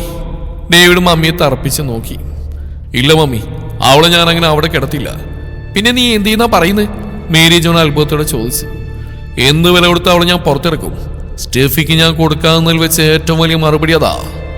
അമ്മയെ അവിടെ നിർത്തിക്കൊണ്ട് ഡേവിഡ് പുറത്തേക്ക് നടന്നു. വക്കീലിനെ വിളിക്കാൻ അവൻ ഫോൺ എടുത്തു. കോടതി പരിസരവും മഹിളാ മന്ദിരവും വല്ലാത്തൊരു സംഘർഷഭരിതമായ അന്തരീക്ഷത്തിലായിരുന്നു. സ്റ്റെഫിയുടെ സ്വാധീനം കാരണം കേസ് അത്ര എളുപ്പമാവില്ലെന്ന് ഡേവിഡിന്റെ വക്കീൽ വർമ്മ അവനെ ബോധ്യപ്പെടുത്തി. ഡേവിഡ്, ഈ കേസ് ഇപ്പോൾ ഗൗരവകരമാണ്. അനാശാസ്യം, തടഞ്ഞു വക്കല് എന്നിങ്ങനെയുള്ള വകുപ്പുകൾ അവർ ചേർത്തിട്ടുണ്ട്. അവളെ ചിലപ്പോൾ പോലീസ് അവിടെ നാട്ടിലെത്തിക്കുമായിരിക്കും. പക്ഷെ നിന്റെ പേരിൽ വന്ന ഈ കറ അതവിടെ നിൽക്കട്ടെ സാറേ. അവളെങ്ങനെ ഇവിടുന്ന് രക്ഷിക്കാം സാർ? അത് പറ. ഡേവിഡ് അക്ഷമനായി ചോദിച്ചു. ഒരേ ഒരു വഴിയേ ഉള്ളൂ. നിങ്ങൾ തമ്മിൽ വിവാഹിതരാൻ പോവുകയാണെന്ന് കോടതിയെ ബോധ്യപ്പെടുത്തുക. അവൾക്ക് നിന്റെ ഭാര്യ എന്ന പദവി കിട്ടിയാൽ പിന്നെ ഒരു നിയമത്തിന് അവളെ നിന്നിൽ നിന്ന് മാറ്റാൻ കഴിയില്ല. നിനക്ക് അവളെ വിവാഹം കഴിക്കാൻ സമ്മതമാണോ? ഒരു ഫേക്ക് മാരേജ്? പെട്ടെന്ന് അയാൾ അങ്ങനെ ചോദിച്ചാൽ ഡേവിഡ് നിമിഷം നിശബ്ദനായി. തന്റെ ജീവിതത്തിലേക്ക് ഒരു മഴ പോലെ കടന്നു വന്ന ആ പെണ്ണിനെ ഇനി ആർക്കും വിട്ടുകൊടുക്കാതെ ചേർത്ത് പിടിക്കാൻ അവനും ഇഷ്ടമായിരുന്നു. പക്ഷെ അവളുടെ സ്വാമിയാണെന്നെ മറന്ന് അവളതിന് തയ്യാറാവുമോ? അവന് ചിരി വന്നു. ഒരു ഫേക്ക് മാരേജ് അല്ലേ? എനിക്ക് സമ്മതം. പക്ഷെ അവള് സമ്മതിക്കോ? അത് സമ്മതിപ്പിക്കണം. ഏതെങ്കിലും വനിതാ പോലീസിന് കൈക്കൂലി എടുത്ത് പുറത്തിറങ്ങാൻ ഇതേ വഴിയുള്ളൂ എന്ന് അവൾ അറിയിക്കണം. വക്കീൽ പറയുമ്പോൾ അവരൊന്ന് മൂളി. ഡേവിഡ് വക്കീലിന്റെ നിർദ്ദേശപ്രകാരം ദാസിനെ കൂട്ടി നേരെ മഹിളാ മന്ദിരത്തിനടുത്തേക്ക് ചെന്നു. വക്കീൽ പറഞ്ഞ പോലെ ഒരു വനിതാ കോൺസ്റ്റബിളുടെ സഹായത്തോടെ മഴയെ കാണാൻ അവർക്ക് അനുവാദം ലഭിച്ചു. മരത്തണലിൽ തലതാഴ്ത്തിയിരിക്കുന്ന മഴയെ കണ്ടപ്പോൾ ഡേവിഡിന്റെ നെഞ്ചൊന്ന് പിടഞ്ഞു. മുഷിഞ്ഞ വസ്ത്രങ്ങളും കരഞ്ഞു കലങ്ങിയ കണ്ണുകളുമായി നിൽക്കുന്ന അവളെ കണ്ടപ്പോൾ ഉള്ളം പിടഞ്ഞു. ഡേവിഡ് അവളുടെ അടുത്തേക്ക് ചെന്നു. അവൾ ഭയത്തോടെ ആശ്ചര്യത്തോടെ അവനെ നോക്കി. മഴേ, ഡേവിഡ് പതുക്കെ വിളിച്ചു. ആൾ അവനെ നോക്കി. മഴേ, നമുക്കിതിൽ നിന്ന് രക്ഷപ്പെടാൻ ഒരു വഴിയേ ഉള്ളൂ. നീയും ഞാൻ ഇഷ്ടത്തിലായിരുന്നെന്ന് കോടതി പറയണം. പെട്ടെന്ന് അവൻ അങ്ങനെ പറയുമ്പോൾ അവൾ ഞെട്ടി. വെറുതെ അങ്ങനെ പറയണമെന്ന് അവനവളുടെ മുഖത്തേക്ക് നോക്കി കൂട്ടിച്ചേർത്തു. ചിലപ്പോൾ കോടതി നമ്മുടെ വിവാഹം നടത്തുമായിരിക്കും. ഫേക്ക് മാരേജ്, അതിനങ്ങനെ കണ്ടാൽ മതി. അതുകൊണ്ട് നീ ഒന്നിനും പേടിക്കണ്ട. എവിടെ നിന്ന് ഇറങ്ങിയാൽ അതവിടെ കഴിഞ്ഞു. ഒരു കള്ളക്കല്യാണത്തിന്റെ പേരിൽ ഞാൻ നിന്നെ ഒരു തരത്തിലും ബുദ്ധിമുട്ടിക്കുകയില്ല. നിന്റെ സ്വാമിയെണ്ണം വന്നാൽ നീ പോവും. അവിടെ തീർന്നുമല്ല. ഡേവിഡിന്റെ വാക്കുകൾ മഴയുടെ ഉള്ളിൽ വലിയൊരു കൊള്ളിയാൻ പോലെ മിന്നി മറഞ്ഞു. തന്റെ രക്ഷക്കായി അവനൊരു കള്ളം പറയാൻ തയ്യാറെടുക്കുന്നു. പക്ഷേ വിവാഹം എന്ന വലിയ സത്യത്തെ എങ്ങനെ താൻ ഇങ്ങനെയൊക്കെ കാണും? അവളുടെ ഉള്ളിൽ എവിടെയോ ഒരു വിങ്ങൽ അനുഭവപ്പെട്ടു. എങ്കിലും താൻ കാരണം അവനുണ്ടായ നാണക്കേട് മാറാൻ താൻ ഇത് ചെയ്തേ പറ്റൂ എന്നായപ്പോൾ അവൾ അതിനും സമ്മതം മൂളി. വക്കീൽ വർമ്മ തന്റെ ബുദ്ധിപരമായ കരുനീക്കങ്ങൾ കോടതിയിൽ കാഴ്ചവെച്ചു. ഡേവിഡും മഴയും തമ്മിൽ പ്രണയത്തിലായിരുന്നുവെന്നും ജാതിയും മതവും നോക്കാതെ വിവാഹം കഴിക്കാൻ അവർ തീരുമാനിച്ചിരുന്നുവെന്നും അദ്ദേഹം കോടതിയെ ബോധ്യപ്പെടുത്തി. സ്റ്റെഫി നൽകിയ പരാതികൾ വെറും പകപോക്കലാണെന്ന് വരുത്തി തീർക്കാൻ ഡേവിഡിന്റെ വക്കീലിന് കഴിഞ്ഞു. മഴയെ കോടതിയുടെ മുമ്പിൽ ഹാജരാക്കി. വക്കീൽ പറഞ്ഞു കൊടുത്ത പോലെ ഡേവിഡിനെ വിവാഹം കഴിക്കാൻ തനിക്ക് സമ്മതമാണെന്ന് ആംഗ്യഭാഷയിലൂടെ അവൾ കോടതിയെ അറിയിച്ചു. മഴയുടെ നിഷ്കളങ്കമായ മുഖം കണ്ടപ്പോൾ മജിസ്ട്രേറ്റിന് വലിയ സംശയം തോന്നിയില്ല. എങ്കിലും സുരക്ഷാ കാരണങ്ങളാൽ അന്ന് തന്നെ പോലീസ് സ്റ്റേഷനിൽ വെച്ച് വിവാഹ ഉടമ്പടിയിൽ ഒപ്പിടാനും ലളിതമായ രീതിയിൽ വിവാഹം നടത്താനും കോടതി ഉത്തരവിട്ടു. പോലീസ് സ്റ്റേഷനിലെ ചെറിയ ഹാളിൽ ചുറ്റും പോലീസുകാരും വക്കീലും സാക്ഷിയായി ദാസനും നിൽക്കുമ്പോൾ ഡേവിഡ് ആ മഞ്ഞച്ചരട് കയ്യിലെടുത്തു. അവന്റെ കൈകൾ അല്പം വിറക്കുന്നുണ്ടായിരുന്നു. ഫേക്ക് മാരേജ് എന്ന് ചുണ്ടുകൾ മന്ത്രിക്കുമ്പോഴും അവന്റെ ഹൃദയം മറ്റെന്തോ സത്യം തിരിച്ചറിയുന്നുണ്ടായിരുന്നു. മഴയുടെ കഴുത്തിൽ അവൻ ആ മഞ്ഞച്ചരട് കെട്ടി. താലി അവിടെ മാറിലേക്ക് വീണ നിമിഷം ആ പെണ്ണ് പതുക്കെ വിങ്ങി. ഒരഭിനയമായി തുടങ്ങിയെങ്കിലും ആ നിമിഷം മുതൽ താൻ മറ്റൊരാളുടെ സ്വന്തമായി എന്നൊരു ഭാവം അവളുടെ മുഖത്ത് മിന്നിമറഞ്ഞു. രജിസ്റ്ററിൽ ഒപ്പിട്ട് കഴിഞ്ഞപ്പോൾ SI പറഞ്ഞു, മിസ്റ്റർ ഡേവിഡ്, ഇനി നിങ്ങൾ ഇവിടെ നന്നായി നോക്കണം. മറ്റൊരു പരാതിക്ക് ഇടയാക്കരുത്. ഡേവിഡ് അവളെ ചേർത്ത് പിടിച്ചു. ഞാൻ നോക്കിക്കോളാം സാർ. തിരികെ പാലക്കുന്നിൽ വീട്ടിലേക്ക് ആരെത്തിയപ്പോൾ മേരി ജോൺ വരാന്തയിൽ തന്നെ ഉണ്ടായിരുന്നു. വിവാഹം കഴിഞ്ഞെന്ന് ഇവരറിഞ്ഞിട്ട് പ്രതികരിച്ചില്ല. അവരെ സ്വീകരിക്കാനും നിന്നില്ല. അവൻ വരുമ്പോൾ ഗൗരവത്തോടെങ്കിലും അവർക്കായി വഴിമാറി കൊടുത്തിരുന്നു മേരിയും. മഴയുടെ കൈ പിടിച്ച് ഡേവി അകത്തേക്ക് കയറി. മമ്മി, ഞാൻ പറഞ്ഞല്ലോ, ഇത് വെറും ഒരു ഉടമ്പടി മാത്രമാണെന്ന്. നിയമത്തിന് മുമ്പിൽ ഇവള് സുരക്ഷിതാവാൻ മാത്രം. മമ്മി ഇതിനങ്ങനെ കണ്ടാൽ മതി. ഇടയ്ക്ക് ഡേവിഡ് ഗൗരവത്തിൽ മമ്മിയോട് പറഞ്ഞിരുന്നു. അതിനൊരു മറുപടി പറഞ്ഞില്ല. രാത്രി മഴയ്ക്ക് നൽകിയ ഗസ്റ്റ് റൂമിന് മുമ്പിൽ ഡേവിഡ് വന്ന് നിന്നു. മഴ, നീ സമാധാനമായിട്ട് ഉറങ്ങിക്കോ. ആരും നിന്നെ ഇനി ശല്യം ചെയ്യില്ല.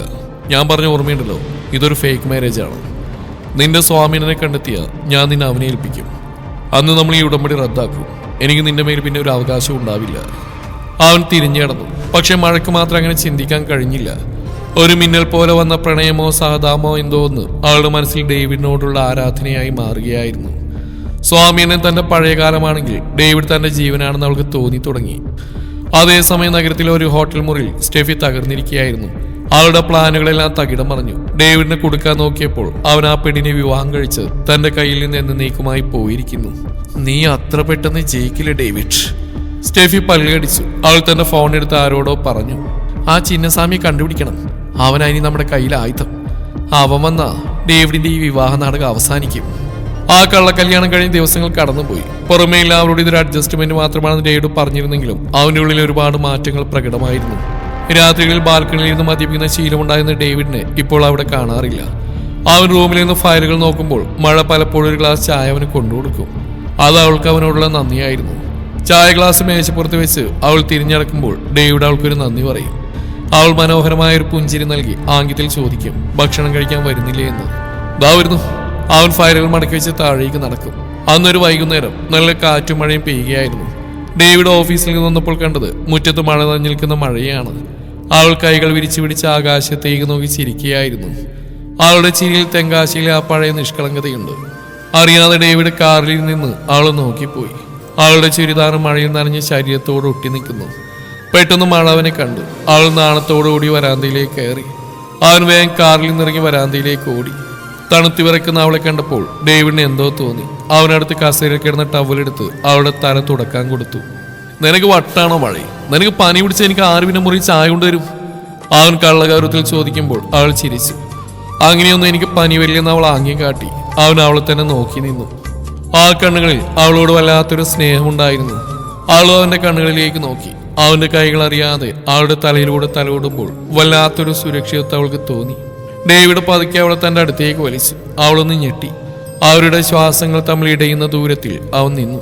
മഴേ, നീ എൻ്റെ ജീവിതത്തിലേക്ക് വന്നത് ഈ മഴ പോലെയാ. ആർക്കും പിടിച്ചു നിർത്താൻ കഴിയാത്ത ഒഴുക്കായി. അവനവളെ നെറ്റിയിൽ പതുക്കെ ചുംബിച്ചും അവൾ വിറച്ചു പോയിരുന്നു. പെട്ടെന്ന് താൻ എന്താണ് കാണിച്ചതെന്ന ബോധം അവന് വന്നു. അവൻ അവളിലെ പിടിയച്ചു. സോറി, ഞാൻ... അവന്റെ കുറ്റബോധം നിറഞ്ഞ മുഖത്തേക്ക് അവൾ നോക്കിന്ന് പോയി. അവൻ വേഗം അകത്തേക്ക് നടന്നു പോകുമ്പോൾ മമ്മി അതെല്ലാം കണ്ട് അകത്തിരിപ്പുണ്ടായിരുന്നു. രാത്രി മമ്മി അവനെ കാണാൻ റൂമിലേക്ക് ചെന്നിരുന്നു. അവനിപ്പോൾ ആ പഴയ ദുശീലങ്ങളൊന്നുമില്ലെന്ന് അവർക്കും അറിയാം. അതിൽ സന്തോഷം മാത്രമാണ് അവർക്കും. അതിന് കാരണം മഴയാണെന്നും അറിയാം. പക്ഷെ അവളെന്നും അവനൊപ്പം ഉണ്ടാകുമോ? അവളുടെ ആ പയ്യൻ വന്നാൽ അവൾ പോവില്ലേ? മേരിക്ക് ആദിയുണ്ടായിരുന്നു. മോനെ, നിനക്ക് മഴ ഇഷ്ടമാണോ? ഗൗരവക്കാരിയായ അവർ അത് ശാന്തമായി ചോദിക്കുമ്പോൾ ഡേവിഡിന്റെ ഉള്ളൊന്ന് പിടഞ്ഞു. അവൻ കയ്യിൽ നിന്ന് ഫയലിൽ നിന്ന് പതുക്കെ തലയുയർത്തി. മമ്മി, ഞാൻ പറഞ്ഞില്ലേ അത് വേറൊരു കള്ളം മാത്രമാണെന്ന്. അവൾക്കൊരു ആപത്ത് വന്നപ്പോൾ കൂടെ നിന്നു എന്നേ ഉള്ളൂ. ഡേവിഡ് ഒഴിഞ്ഞു മാറാൻ ശ്രമിച്ചു. നീ ആരോടെ ഈ കള്ളം പറയുന്ന ഡേവി? നിന്റെ മമ്മിയോടോ? മേരി അവന്റെ അരികിലേക്ക് വന്നു. മദ്യവും ലഹരിയും പെണ്ണുങ്ങളുമായിട്ട് നടന്നിരുന്ന എന്റെ മകൻ ഇന്ന് അതൊക്കെ ഉപേക്ഷിച്ചു. രാത്രി നേരത്തെ വീട്ടിലെത്തുന്നു, സ്വന്തം ബിസിനസ്സിൽ ശ്രദ്ധിക്കുന്നു. ഇതിനെല്ലാം കാരണം ആ പെണ്ണല്ലേ? അവളുടെ നിശബ്ദത നിന്നെ മാറ്റിക്കഴിഞ്ഞു ഡേവി. നീ അറിയാത്തന്നെ നിന്റെ ഉള്ളിൽ അവളൊരു സ്ഥാനം ഉണ്ടാക്കി. ഡേവിഡൊന്നും മിണ്ടിയില്ല. അവൻ ജനാലയുടെ പുറത്തിരുട്ടിലേക്ക് നോക്കി നിന്നു. പക്ഷേ ഒന്ന് നീ ഓർക്കണം, മേരിയുടെ ശബ്ദത്തിലൊരു മുന്നറിയിപ്പുണ്ടായിരുന്നു. അവൾ കാത്തിരിക്കുന്ന അവിടെ ആ തമിഴ് ചക്കനെയാണ്. അവൻ വന്നാൽ അവൾ പോവും. അന്ന് നീ തകരരുത്. നിനക്ക് അവൾ എത്രമേൽ ഇഷ്ടമാണെങ്കിൽ അത് തുറന്നു പറയണം. ഈ കള്ളക്കല്യാണം സത്യമായി മാറ്റണം. അമ്മ പോയി കഴിഞ്ഞു ഡേവിഡ് ആലോചനയിലായിരുന്നു. തനിക്ക് അവളെ ഇഷ്ടമാണോ? അത് എന്ന് അവൻ്റെ മനസ്സ് ഉറക്കി വിളിച്ചു പറഞ്ഞു. പക്ഷേ തൻ്റെ ഇഷ്ടത്തേക്കാൾ അവളുടെ സന്തോഷമല്ലേ വലുത്. അവൾ ആഗ്രഹിക്കുന്നത് തെങ്കാശിയിലെ ആ പഴയ ജീവിതവും അവളുടെ കളിക്കൂട്ടുകാരനെയുമാണെങ്കിൽ തനതിന് തടസ്സമാകുമോ? അടുത്ത ദിവസങ്ങളിൽ തറവാടിൽ വല്ലാത്തൊരു ശാന്തതയായിരുന്നു. ഡേവിഡ് മഴയോട് സംസാരിക്കാൻ മടിച്ചു. പക്ഷെ അവൻ്റെ കണ്ണുകൾ എപ്പോഴും അവളെ തിരഞ്ഞുകൊണ്ടിരിക്കും. മഴയ്ക്കാവട്ടെ ഡേവിഡിന്റെ ഈ മാറ്റമല്ലാതെ സങ്കടം ഉണ്ടാക്കി. ഇനി ഇന്നലെ തന്നെ കെട്ടിപ്പിടിച്ചതിന്റെ നാണക്കേടാണോ ഈ കാണുന്നത്? അവൾ പലതും ആലോചിച്ചു. ഇടയ്ക്ക് അവൾ എന്തെങ്കിലും തെറ്റ് ചെയ്തോ എന്ന് ആംഗ്യത്തിലൂടെ ദാസനോട് ചോദിച്ചു. ഏയ് ഒന്നുമില്ല ഒച്ചേ, സാറിന് ഓരോരോ സ്വഭാവങ്ങളല്ലേ. ദാസൻ അവളെ ആശ്വസിപ്പിച്ചു. ദിവസങ്ങൾ അങ്ങനെ നീങ്ങി തുടങ്ങി. അവന്റെ അവഗണന അവളെ വല്ലാതെ വേദനിപ്പിച്ചപ്പോൾ അവസാനം അവൾ അവനോട് ഇടിച്ചേറി സംസാരിക്കാൻ തീരുമാനിച്ചു. അവളൊന്ന് അവനെ കാണാൻ അവന്റെ മുറിയിലേക്ക് പോയി. ഡേവിഡ് തന്നെ ലാപ്ടോപ്പിൽ എന്തോ കാര്യമായി ടൈപ്പ് ചെയ്യായിരുന്നു. മുറിയുടെ വാതിൽക്കൽ മഴ നിൽക്കുന്ന അവൻ അറിഞ്ഞില്ല. കൈകൾ കൂട്ടി തിരുമ്മി വല്ലാത്തൊരു വെപ്രാളത്തോടെ അവൾ അകത്തേക്ക് നടന്നു. അവളുടെ സാന്നിധ്യം പറഞ്ഞ ഡേവിഡ് തലയുയർത്തി നോക്കി. അവന്റെ കണ്ണുകളിൽ പഴയ ആ കാഠിന്യമല്ലായിരുന്നു, പകരം എന്തോ ഒരു ഭയം ഒളിഞ്ഞിരിപ്പുണ്ടായിരുന്നു. എന്താ മഴ, നിനക്കെന്തെങ്കിലും വേണോ? അവൻ പതുക്കെ ചോദിച്ചു. അവൾ മറുപടി പറഞ്ഞില്ല. പകരം അവന്റെ മുന്നിലെ മേശയിൽ ബലമായി അടിച്ചു. അവളുടെ കണ്ണുകളിൽ ദേഷ്യവും സങ്കടവും ഒരുപോലെ മിന്നി പറഞ്ഞു. കൈകൾ വായുവിൽ അതിവേഗം ചലിച്ചു. എന്തിനാ എന്നെ ഒഴിവാക്കുന്നത്? ഞാൻ എന്ത് തെറ്റാ ചെയ്ത്? അവളുടെ ആംഗ്യങ്ങൾ ഡേവിഡിന് മനസ്സിലായെങ്കിലും അവനൊന്നും മിണ്ടാതിരുന്നു. മഴയെ, നീയൊന്നും ചെയ്തിട്ടില്ല. ഞാൻ നിന്നെ വല്ലാതെ സ്നേഹിച്ചു പോകുന്നൊരു പേടി എനിക്ക്. ഒരുപക്ഷെ ഇനി നിന്നെ ഞാനങ്ങനെ സ്നേഹിച്ച ചിലപ്പോൾ നിന്നെ നിന്റെ സ്വാമിനെ വിട്ടുകൊടുക്കാതിരിക്കും. അത് നിനക്ക് സഹിക്കുമോ? അവന്റെ വാക്കുകൾ കേട്ട് മഴ തറഞ്ഞിന്ന് പോയിരുന്നു. എന്നാൽ പിന്നീട് പറഞ്ഞ കേട്ടപ്പോൾ അവിടെ ഉള്ളെന്നേറി. നിനക്കും അറിയാലോ എൻ്റെ കഴിഞ്ഞുപോയ കാലം എങ്ങനെയായിരുന്നു. എൻ്റെ ജീവിതത്തിൽ നിനക്ക് മുന്നേ ഒരുപാട് പെണ്ണുകൾ കടന്നു വന്നിട്ടുണ്ട്. ഇതിപ്പോൾ എന്നെ പോലെ ഒരു പെണ്ണായിരുന്നു ചെയ്തതെങ്കിൽ ആൾക്ക് വേറൊരു പേരാകുമായിരുന്നു. ആണ് ചെയ്താലും പെണ്ണ് ചെയ്താലും തെറ്റ് തന്നെയാണ്. അങ്ങനെ നോക്കുമ്പോൾ നിന്നെ പോലെ നല്ല പെണ്ണിനെ ആഗ്രഹിക്കാൻ എനിക്ക് അർഹതയില്ല. അതാണ് നിന്റെ സ്വാമിയാണ് ഞാൻ കണ്ടുപിടിച്ചത്. ഡേവിഡ് അവിടെ തോളിൽ പിടിച്ചു വിളിച്ചുകൊണ്ട് പറഞ്ഞു. നിന്റെ സ്വാമി നാളെ ഇവിടെ വരും നിന്നെ കൂട്ടാൻ. അവന്റെ വാക്കിൽ മഴ തറഞ്ഞിന്ന് പോയിരുന്നു. ഒരിക്കലും അയാളൊന്ന് വന്നിരുന്നെങ്കിലെന്ന് കരുതിയ താനിന്ന് അയാളുടെ വരവിനെ ഭയപ്പെടുന്നു. മഴയ്ക്കെല്ലാം കൂടി കേട്ടപ്പോൾ കരച്ചിൽ വന്നു. അവൾ പിന്നെയൊന്നും പറഞ്ഞില്ല. നിശബ്ദമായി തിരിഞ്ഞടക്കുമ്പോൾ ഡേവിഡ് അവൾ അങ്ങനെ നോക്കിന്നിരുന്നു. അടുത്ത ദിവസം രാവിലെ തന്നെ ഡേവിഡ് പറഞ്ഞ പോലെ സ്വാമി വീട്ടിലെത്തി. അവൻ കരുതിയതുപോലെ ആയിരുന്നില്ല സ്വാമി. സ്വന്തം കാറിലാണ് വന്ന്. കാഴ്ചയിൽ 30-നോടത്ത് പ്രായം തോന്നിക്കുന്ന നല്ലൊരു ചെറുപ്പക്കാരൻ. എന്തുകൊണ്ട് അവൻ മഴയ്ക്ക് നന്നായി ചേരുമെന്ന് ഡേവിക്ക് തോന്നി. ഡേവിഡ് അയാളോട് അകത്തേക്ക് വരാൻ പറഞ്ഞു. മഴേ, അവൻ വിളിച്ചു. വിറയാർന്ന കാലുകളോട് അവൾ താഴേക്ക് നടന്നു. ഞാൻ പറഞ്ഞ വാക്ക് പാലിച്ചു. ദാ നിന്റെ സ്വാമിയാണ്. ഹൃദയം നുറുങ്ങുന്ന പുറമേ കാണിക്കാതെ അവൻ പറഞ്ഞ വാക്കുകൾ അവൾ ഉള്ളിലെ പിടച്ചിൽ അടക്കിയൊന്നും മൂളി. ഡേവിഡിന്റെ വാക്കുകൾ കേട്ട് സ്വാമി മുന്നോട്ട് വന്നു. മഴയെ കണ്ടത് അവന്റെ കണ്ണുകൾ നിറഞ്ഞു. മഴേ, അവൻ വിളിച്ചു. അവൻ എന്തൊക്കെയോ അവളോട് പറയാനുണ്ടായിരുന്നു. പക്ഷെ അത് കേൾക്കും മുന്നേ മഴ ഡേവിയാണ് ശ്രദ്ധിച്ചെന്ന്. സ്വാമി അവനെ നോക്കി. അയാൾ ഡേവിഡ് നേരെ കൈകൾ കൂപ്പി. നന്ദി സർ, എൻ്റെ മഴ ഇത്രയും സുരക്ഷിതമായി നോക്കിയതിന്. തങ്കമ്മയോട് ഇങ്ങനെയൊക്കെ ചെയ്തു എന്നറിയാൻ ഞാൻ കുറെ വൈകിപ്പോയി. സാറാണ് അവളെ രക്ഷിച്ചെന്നറിഞ്ഞപ്പോൾ മുതൽ ഞാൻ ഇങ്ങോട്ട് വരാൻ കാത്തിരിക്കുകയായിരുന്നു. ഡേവിഡ് നിർവികാരനായി നിന്നു. സാറില്ല സ്വാമി, അവളിപ്പോൾ സുരക്ഷിതയാണ്. നിനക്ക് അവളെ കൊണ്ടുപോവാം. മഴ ഡേവിഡിനെ നോക്കി. എന്നെ പോവാൻ അനുവദിക്കരുതേ എന്ന് അവളുടെ കണ്ണുകൾ യാചിക്കുന്നുണ്ടായിരുന്നു. പക്ഷേ ഡേവിഡ് ബോധപൂർവം മുഖം തിരിച്ച് അവൻ തന്റെ മുറിയിലേക്ക് നടന്നു. മഴ ഡേവിയെ തന്നെ നോക്കിയതിനു ശേഷം അവന് പുറകെ നടന്നു. സ്റ്റെപ്പുകൾ കയറാൻ തുടങ്ങി അവന്റെ കയ്യിൽ പിടിച്ച് അവന് നിർത്തിയ ശേഷം കൈകൾ വേഗത്തിൽ ചലിപ്പിച്ചു. അവൻ കെട്ടിയ ആ താലി അവന് മുന്നിലേക്ക് നീട്ടിപ്പിടിച്ചു. നീ കെട്ടിയ താലി നീ തന്നെ അഴിച്ചു മാറ്റിയെന്നായിരുന്നു അവൾ പറഞ്ഞത്. ഡേവിഡിന്റെ ഉള്ളിൽ ഒരു അഗ്നിപർവ്വതം പൊട്ടിത്തെറിക്കുന്ന പോലെ തോന്നി. തന്റെ കൈകളാൽ അവിടെ കഴുത്തിൽ ചാർത്തിയ ആ താലി തന്റെ തന്നെ കൈകളാൽ അറുത്തുമാറ്റാൻ അവൾ ആവശ്യപ്പെടുന്നു. പക്ഷെ അവളുടെ കണ്ണുകളിലെ ആ ഭാവം ഒരു വെല്ലുവിളിയായിരുന്നു. നിന്നെ എനിക്ക് ഉപേക്ഷിക്കാൻ അത്ര എളുപ്പമാണോ എന്ന ചോദ്യം. മഴേ, ഇതുപോലെ ഒരു നാടകമായിരുന്നില്ലേ? നീ നിന്റെ ജീവിതം തുടങ്ങിയിട്ട് നിനക്ക് ചേരുന്ന ഒരാൾക്കിപ്പോ, അല്ലാതെ ഈ പെണ്ണുപിടിനെ പോലെ. വിറക്കുന്ന കൈകളോട് അവൻ അവളോട് പറഞ്ഞു. പക്ഷെ മഴ വിട്ടില്ല. അവൾ അവന്റെ കൈകൾ ബലമായി പിടിച്ച് തന്റെ കഴുത്തിൽ ആ മഞ്ഞച്ചടിന്മേൽ വെച്ചു. അവളുടെ കണ്ണുകളിൽ നിന്ന് കവിളിലൂടെ കണ്ണുനീർ ചാരിട്ടൊഴുകി. അവൾ ആംഗ്യത്തിലൂടെ അവനോട് അലറി, നീ കെട്ടിയതാ ഇത്, നിന്റെ ഹൃദയം അല്ലെങ്കിൽ ഇത് അഴിച്ചു മാറ്റി. ആ നിമിഷം ഡേവിന്റെ സകല നിയന്ത്രണങ്ങളും നഷ്ടപ്പെട്ടു. അവനോട് മുഖത്തേക്കും ആ മഞ്ഞച്ചരടിലേക്ക് നോക്കി. ശേഷം അവളെ ചേർത്ത് പിടിച്ചു പോകുമ്പോൾ സ്വാമി ഒരു ചെറിയ പുഞ്ചിരിയോടെ അവരെ നോക്കുന്നുണ്ടായിരുന്നു. പൊട്ടിക്കരഞ്ഞുപോയി മഴ.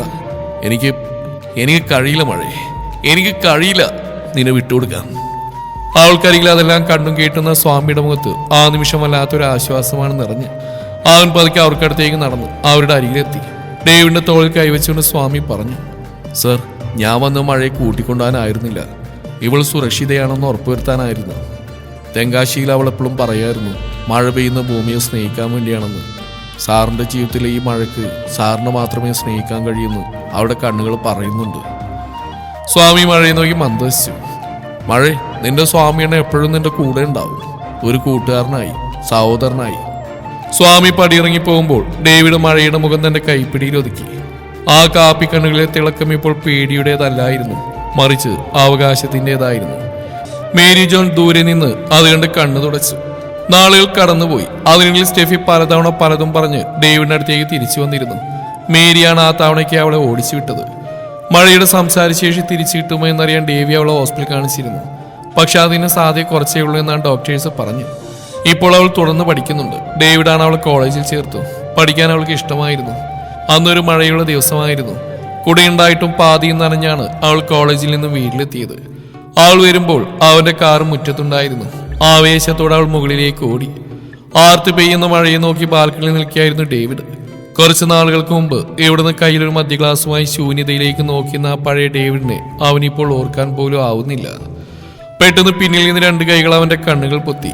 ആ കൈകളിലെ വളകളുടെ കിലുക്കവും അവന്റെ നെഞ്ചിൽ പടർന്ന ആ പരിചിതമായ ഗന്ധവും അതാരാണെന്ന് വിളിച്ച് പറയുന്നുണ്ടായിരുന്നു. ആഹാ, എത്തിയെന്റെ ഭാര്യ. ഡേവിഡ് ചിരിച്ചുകൊണ്ട് അവളുടെ കൈകൾ മാറ്റി തിരിഞ്ഞു നിന്നു. അവൾ മൂളി. ഇന്ന് അവൾ ആ പഴയ പേടിച്ചരണ്ട പെണ്ണല്ല. ഇന്ന് മഴ കുസൃതിയും കുറുമ്പുമുള്ള തന്റെ മഴയാണ്. അവൾ പതുക്കെ കൈകൾ ചലിപ്പിച്ചു. ചായ കുടിച്ചോ? ഇല്ലെന്ന് അവൻ പറഞ്ഞു. എങ്കി വാ. അവൾ താഴേക്ക് ആംഗ്യം കാട്ടി മുന്നോട്ട് നടന്നു. അവനവളെ പിടിച്ച് നെഞ്ചിലേക്ക് ഇട്ടിരുന്നു. അവളൊന്ന് കുതിരെങ്കിലും അടുത്ത നിമിഷം അവന്റെ കണ്ണിലേക്ക് നോക്കി. ഇന്ന് ഞാനൊരു ബുക്ക് വായിച്ചു. അതിലുണ്ടായിരുന്നേ, ഈ മഴയില്ലേ, അവൾ പെയ്യുന്നത് ഭൂമിക്ക് വേണ്ടി മാത്രമല്ല, ചില മനുഷ്യരുടെ മനസ്സുകൂടി കഴുകി വൃത്തിയാക്കാൻ കൂടിയാണെന്ന്. അവന്റെ വാക്കുകൾക്ക് അവൾ അവനെ തന്നെ കൂർപ്പിച്ച് നോക്കി നിന്നു. ഡേവിഡ് അവൾ ഒന്നുകൂടി ഒതുക്കി പിടിച്ചു. അതെ, എൻ്റെ മനസ്സ് നീ കഴുകി വൃത്തിയാക്കി മഴേ.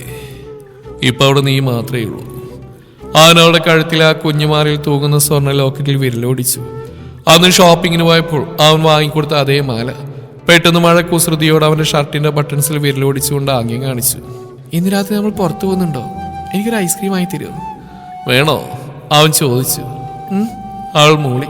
എങ്കിൽ പോവാം, എവിടെ വേണമെങ്കിലും കൊണ്ടുപോവാം. ഡേവിഡ് അവളുടെ നെറ്റിൽ മൃദുവായി ചുംബിച്ചു. താഴെ നിന്നും മേരി ജോണിന്റെ ശബ്ദം കേട്ടു. ഡേവി, മഴേ, വന്ന് ചായ കുടിച്ചിട്ട് പോ. ഇന്ന് ആ വീട്ടിൽ പഴയ നിശബ്ദതയില്ല, പകരം ചിരിയും സ്നേഹവും മാത്രം. മഴയുടെ നിശബ്ദതയെ ഡേവിഡിന്ന് പ്രണയിക്കുന്നു. കാരണം വാക്കുകളില്ലാതെ തന്നെ അവൾ അവനോട് സംസാരിക്കുന്നത് ഹൃദയം കൊണ്ടാണ്. ഡേവിഡ് അവളെ വാരിയെടുത്ത് റൂമിലേക്ക് നടക്കുമ്പോൾ ജനാലക്ക് പുറത്ത് വീണ്ടും മഴ ആർത്തു പെയ്യാൻ തുടങ്ങിയിരുന്നു. പാലക്കുന്നിൽ തറവാട്ടിലെ ആ പ്രണയമഴ ഇനിയൊരിക്കലും തോരില്ലെന്ന് ഉറപ്പിച്ചുകൊണ്ട്